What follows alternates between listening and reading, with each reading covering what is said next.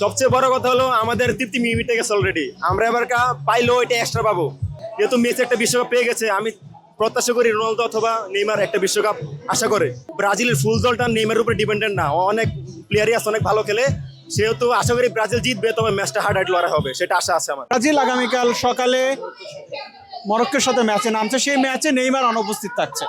তো নেইমার বিহীন ব্রাজিলের কাছে কি প্রত্যাশা আপনার? ভালোই করবে। নেইমারের প্রথম ম্যাচ, নেইমারের কয়দিন আগে ইনজুরি হয়েছে, এর জন্য হয়তো ফার্স্ট ম্যাচ খেলতে পারবে না। ইনশাল্লাহ যদি নেক্সট ম্যাচগুলো খেলে তা আমরা আশা রাখতেছি। কিন্তু ওর ছাড়া প্লেয়ার যেগুলো আছে আমাদের ব্রাজিল টিমে, ইনশাল্লাহ পারবে।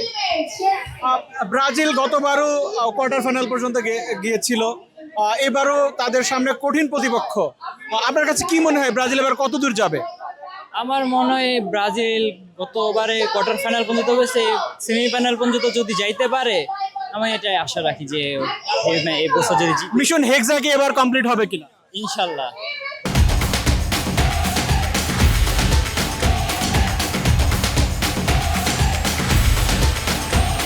আর্জেন্টিনা এবার বিশ্বকাপে 1 নম্বর দল হিসেবে অংশগ্রহণ করতে যাচ্ছে এবং ডিফেন্ডিং চ্যাম্পিয়ন। দলের কাছে কি প্রত্যাশা এবং এবার স্কোয়াডটা কিভাবে দেখছে? সবচেয়ে বড় কথা হলো আমাদের তৃপ্তি মিটে গেছে অলরেডি। আমরা এবার পাইলেও এটা এক্সট্রা পাবো।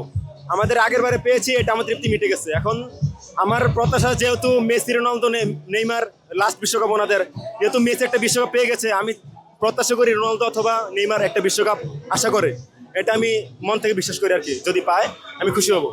আগামীকাল ব্রাজিল তাদের প্রথম ম্যাচের মুখোমুখি হচ্ছে মরক্কোর। সেই ম্যাচ নিয়ে আপনার প্রেডিকশন কি? সেই ম্যাচ হবে হাড্ডাহাড্ডি লড়াই, এটা শিওর 100%। বিকজ মরক্কো গতবার অনেক ভালো খেলেছে, এবারও ভালো খেলবে আশা করি। যেহেতু এবার ব্রাজিলের ফুল দলটা নেইমারের উপরে ডিপেন্ডেন্ট না, ও অনেক প্লেয়ারই আছে, অনেক ভালো খেলে। সেহেতু আশা করি ব্রাজিল জিতবে, তবে ম্যাচটা হাড্ডাহাড্ডি লড়াই হবে, সেটা আশা আছে আমার।